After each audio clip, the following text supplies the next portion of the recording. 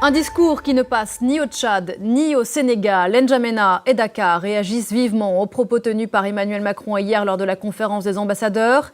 Le président français y a estimé, je cite, que des dirigeants africains avaient oublié de dire merci à la France pour son intervention dans la lutte contre le terrorisme au Sahel. Fin de citation. Le chef de la diplomatie tchadienne parle d'une attitude, je cite, méprisante à l'égard de l'Afrique et des Africains.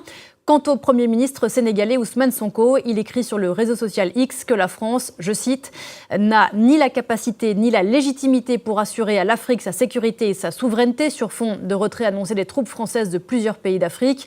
Bonjour Elimane Ndao, vous êtes à Dakar pour Parlons-en et Ousmane Sonko de rappeler, je cite toujours, que si les soldats africains ne s'étaient pas déployés lors de la Seconde Guerre mondiale pour défendre la France, celle-ci serait peut-être aujourd'hui encore allemande. Voilà, c'est ce qu'on appelle une réponse cinglante. Absolument, une réponse cinglante qui fait la une de beaucoup de journaux, de beaucoup de quotidiens sénégalais ce matin, qui reviennent sur ce tweet d'Ousmane Sonko. Réaction également sur les réseaux sociaux de Sénégalais et d'Africains.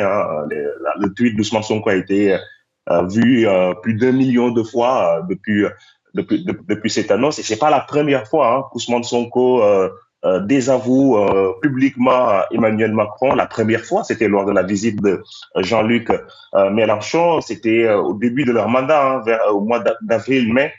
Jean-Luc Mélenchon qui animait une conférence à l'université Cheikh Anta Diop de Dakar avec Ousmane Sonko. Et Ousmane Sonko, à l'époque, en était déjà pris à Emmanuel Macron en affirmant qu'il avait un peu encouragé la répression des manifestations populaires au Sénégal, notamment durant l'année 2023. Et il y a quelques mois également, Ousmane Sonko avait désavoué Emmanuel Macron lorsqu'il avait reconnu 6 tirailleurs sénégalais comme morts pour la France, en disant que ce n'est plus à la France de compter seule cette histoire. C'est un changement de cap assuré dans les relations franco-sénégalaises. Le Sénégal qui continue de considérer la France comme un partenaire, mais un partenaire comme les autres, plus comme un partenaire privilégié.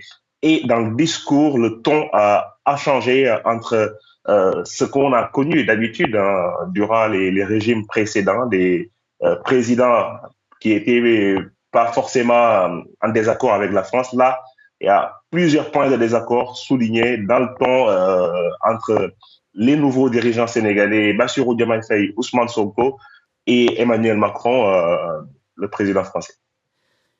Elimane Ndao depuis Dakar, merci beaucoup. On change tout à fait.